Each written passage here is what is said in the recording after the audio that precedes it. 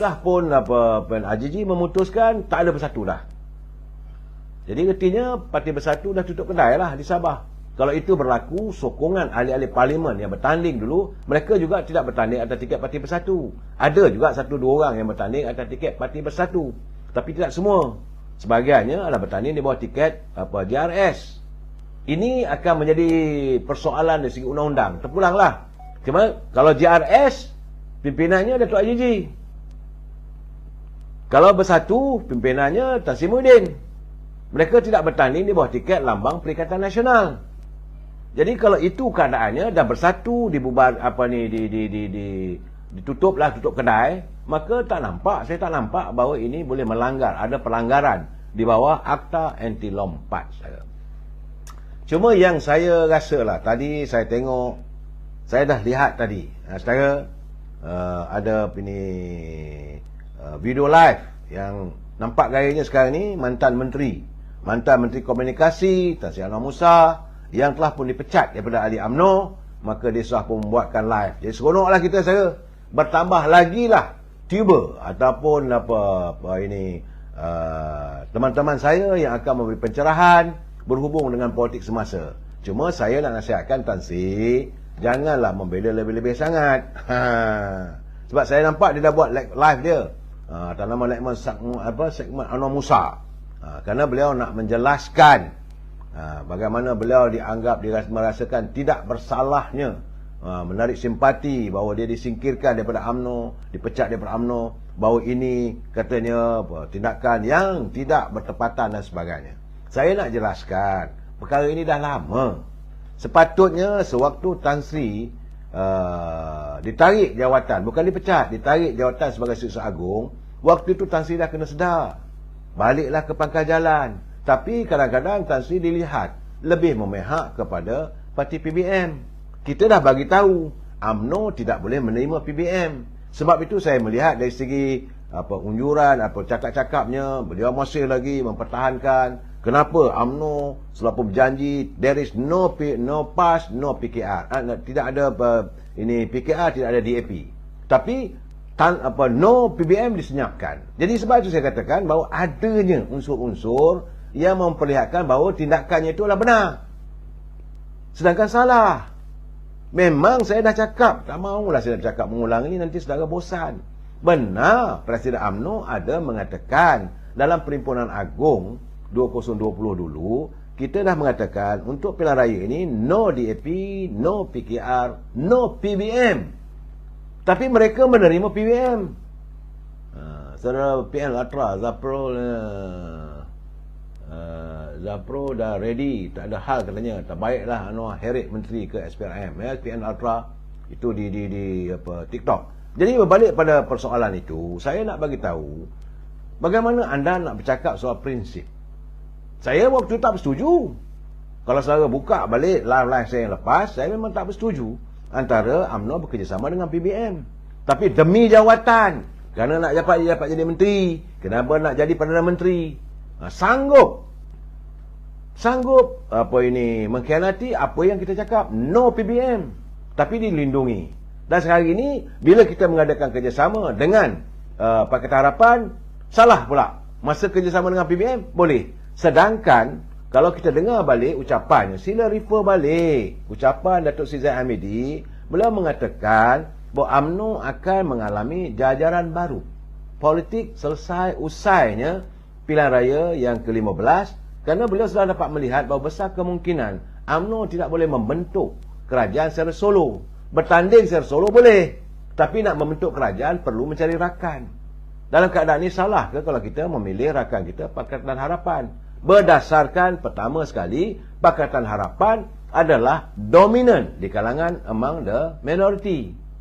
Dia bukan parti yang boleh membentuk kerajaan, tidak. Tapi dia adalah yang tertinggi berbanding dengan Perikatan Nasional. Itu satu. Yang kedua, kedegilan pimpinan daripada Parti Bersatu Perikatan Nasional yang tidak mahu menyahut saranan Duli Amar Mulia Pertuan Agong.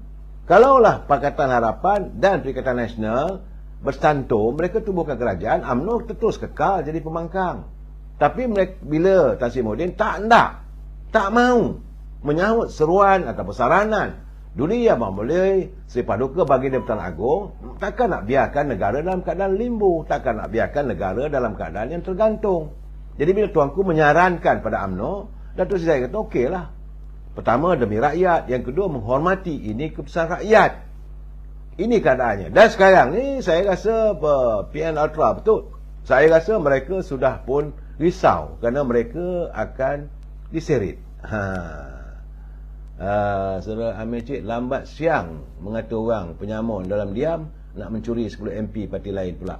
Bagi saya lah, waktu mereka berkempen apa semua, tak apalah, kita bolehlah kita tepikan, itu masing-masing nak cari pengaruh. Tapi seusainya pilihan raya, sudahlah. Saya katakan yang sudah tu sudah. Sekarang ini masa untuk menangani derita rakyat. Saya dah bercakap, kenapa Tan Sri nak kata itu, nak kata ini, nak memperbetulkan dalam keadaan sekarang ni.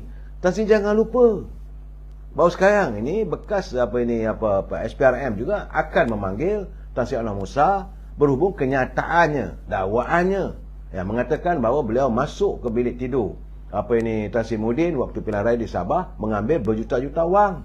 Dari mana datangnya duit tersebut? Jadi keadaan saya tak mau bercakap lain.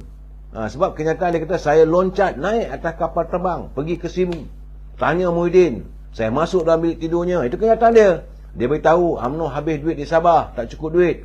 Berpuluh juta Tan Sri Muhyiddin membantu UMNO Sabah waktu itu, saudara. Ini jadi bagi saya sekarang ni, kamu nak mengabsahkan, nak menunjukkan kononnya Tan Sri Muhyiddin itu baik dengan UMNO. Ini satu kenyataan bagi saya yang adanya, bagi saya, pembohongan. Sebab yang mengatakan parti kelongkang apa semua Tan Sri Muhyiddin, dan dia memang hasratnya mahu UMNO ini dibunuh dan PBM akan menggantikan tempatnya. Sebab itu mereka berhabis-habisan untuk mengajak rakyat menolak UMNO. Sampai hari ini lagi, wujudnya pula pakatan, kumpulan baju hitam dan sebagainya. Dan mereka tidak senang melihat bertautnya antara UMNO dengan Parti Keadilan. Ini saya lihat saya. Sedangkan bagi saya, demi lestari kehidupan rakyat, kita tak usah fikir lagi lah. Sudah ya sudah. Kalau rasa nak bertanding, tunggulah 4 tahun lagi ataupun 5 tahun lagi. Bertandinglah balik. Kalau anda boleh menggapai yakin rakyat. Ini saya tengok bila saya dengar kenyataan Tan Sri tadi, dia je semua betul. Yang tak betul Datuk Zahid Hamidi. Saya rasa takkanlah segala-gala kenyataan itu benar. Mungkin ada benda yang dicantikkan kenyataan tersebut. Jangan lupa beliau, Datuk Sri Zahid, ambil Tan Sri Anwar Musa yang kalah dalam pertandingan jawatan timbalan presiden. Dia menentang Datuk Sri Mak Hassan. Kalah. Datuk Sri Mak Hassan dipilih oleh perwakilan UMNO menjadi timbalan presiden. Dalam keadaan kalah begitu, dipungut oleh Datuk Zahid Hamidi, dilantik sebagai Setiausaha Agung UMNO.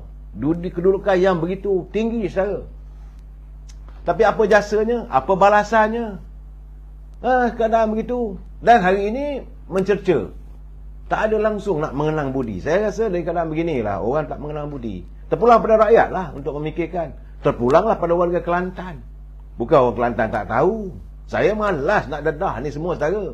Memang ada banyak hubung kaitnya. Saya pernah berbual dengan Yang Mulia Tengku Razili Hamzah. Bila tanya dengan beliau, dia kata macam mana dengan pandanganku berhubung dengan Anwar Musa. Dia kata tak boleh percaya dah. Saya lah orang yang bertanggungjawab, dia kata, membawa Anwar Musa masuk dalam UMNO Kelantan. Dia kata tak usah dia bohong lah, dia kata. Sampai ke waktu itu Datuk Abdullah, ketua bahagian dalam Puri, rasa tersinggung sebab saya minta supaya berilah dia jadi ketua pemuda waktu itu. Akhirnya dia kata bila sampai waktu pertandingan antara saya lawan dengan Dr. Mahathir, dia menyebelahi Dr. Mahathir, dia serang saya bagai arak. Sampai hari ini. Itu kenyataan Yang Mulia Tengku Razili Hamzah pada saya. Begitu juga jangan lupa peristiwa kerana marah dengan Tengku Razali, nak tunjuk bahawa dia mengangkat Dr. Mahathir sehebat-hebatnya saat Dr. Mahathir ada bermasalah dengan istana. Maka Raja Sultan Kelantan yang lain ditabalkan. Saya malah nak mengulangi. Tan Sri jangan tunjuk bahawa Tan Sri ni baik segala-galanya. Belum lagi masanya. Saya harap eloklah. Tan Sri dah ada sekarang ni. Ada parti yang baru yang Tan Sri tubuh, iaitu Muafakat Nasional. Jalankanlah. Kalau rasa tak ada keyakinan Muafakat Nasional yang itu boleh berjaya, masuklah PBM, apa ada masalah. Yang selama ini, yang Tan Sri Anwar Musa nyatakan hebatnya Tan Sri Muhyiddin ni, mulianya hati Tan Sri Muhyiddin ini, silakanlah, tak ada masalah. Dan janganlah pula nak masih lagi beranggapan parti kita gitu gini. Saya haraplah bahawa dalam keadaan-keadaan begini sudahlah. Jangan kita berbalas. Saya nak akan meneliti setiap ucapan Tan Sri Anwar Musa. Ada masa nanti kalau kurang rasanya Surah Aimin Tan Sri Noh dah tak relevan. Itu di Selangor sekarang diganti oleh Datuk Megat. Tapi bagi saya melihat adanya live dan Tan Sri Anwar Musa mulalah menyinggung Presiden. Saya bagi tahu terus terang, kalau berterusan begini, bersedialah, ramai netizen akan mendedahkan banyak cerita, banyak kepincangan dan sebagainya. Dan Tan Sri juga tidak boleh lari daripada keadaannya dengan SPRM. Ada beberapa kes lagi yang bakal dibuka. Saya dikabarkan isu tanah di wilayah waktu Tan Sri jadi Menteri Wilayah, bukanlah tak ada. Jadi janganlah nak menggambarkan diri itu syumur sangat. Saya katakan yang terbaik Tan Sri Anwar Musa kalau mahu bergiat dalam politik, teruskanlah, jadikanlah muafakat nasional yang ditubuh, yang diluluskan oleh ROS itu sebagai wadah perjuangan parti anda. Tak apa, bergentaplah dengan UMNO nanti, tak ada masalah. Kalau rasa lebih baik ditutupkanlah PN ini, panggillah semua itu sama ada PBM dan PAS menyertai muafakat nasional. Silakan, tak ada masalah. Bertarunglah secara jantan. Tak payahlah nak kata lagi nak mengulangi ataupun menjadi macam orang kata beruang mengatakan anggur itu masam. Jadi sour grape, buat apa, tak payah.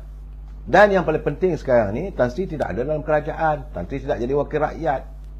Jadi konsentrate ataupun teruskan usaha untuk memperkukuhkan parti pimpinan Tan Sri. Tak ada halangan pada kita. Nak ke parlimen pun tak ada dah saya.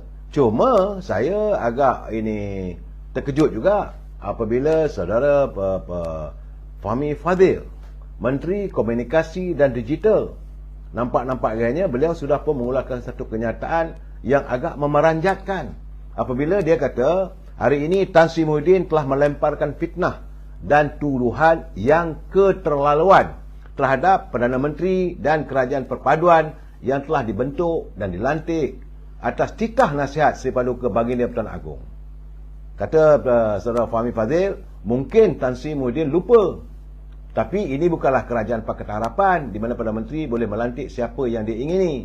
Ini adalah sebuah kerajaan perpaduan yang dibentuk secara bersama, di mana dasar atau keputusan penting akan dibuat secara musyawarah, termasuk dalam isu perlantikan jemaah menteri. Ini sebab dia mempertikaikan tentang Tan Sri Muhyiddin mempertikaikan tentang pelantikan menteri-menteri lah. Ini satu perubahan penting bagi mengelak kesilapan yang berlaku dalam setiap pentadbiran sejak tahun 2018, di mana pelantikan jemaah menteri seringkali dibuat bukan mengikut saluran pimpinan utama parti. Pada ketika itu, ini kenyataan daripada saudara Fahmi Fadzil, saudara. Pada ketika itu kita saksikan kelompok-kelompok kartel dalam parti dipersenjatakan ataupun diweaponizekan, lalu mewujudkan keadaan parti dalam parti yang akhirnya merosakkan kestabilan politik dalam parti. Maka berbeza dengan 3 pentadbiran sebelum ini dan menginsafi apa yang pernah terjadi, maka Yang Amat Berhormat Perdana Menteri hari ini, Datuk Seri Anwar Ibrahim, dan ketua-ketua parti gabungan dalam kerajaan perpaduan ini telah bersetuju bahawa senarai calon-calon jemaah menteri akan ditentukan oleh parti ataupun gabungan masing-masing. Sekiranya Tan Sri tidak berpuas hati, janganlah marah ataupun melemparkan tomahan kepada Perdana Menteri, kerana bukan Perdana Menteri yang menamakan calon-calon dari parti atau gabungan lain. Penting saya tegaskan, ini saudara Fahmi Fadzil dia kata, komitmen Perdana Menteri bahawa kerajaan perpaduan ini tidak akan sekali-kali mencampuri urusan kehakiman dalam mana-mana kes. Tan Sri Muhyiddin hentikanlah serangan polemik yang mengeruhkan dan cuba mengelirkan rakyat. Penting untuk kita ingat bahawa Tan Sri sendiri punyai banyak isu yang mungkin perlu diteliti dan ditelusuri kelak, termasuk isu Wan Bistari Net dan isu dana 500 bilion yang dikatakan dibelanjakan sewaktu tempoh pandemik.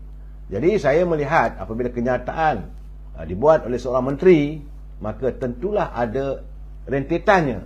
Kadang-kadang begini, saya rasa bersedialah kita melihat ramai lagi akan adanya kluster-kluster mahkamah saudara. Sebab itu sekarang ini kita faham, sebab mereka berusaha untuk menjatuhkan kerajaan hari ini, dan orang yang sering diserang adalah Datuk Seri Zahid, kerana mereka menjadikan Datuk Seri Zahid Hamidi itu sebagai kambing hitam.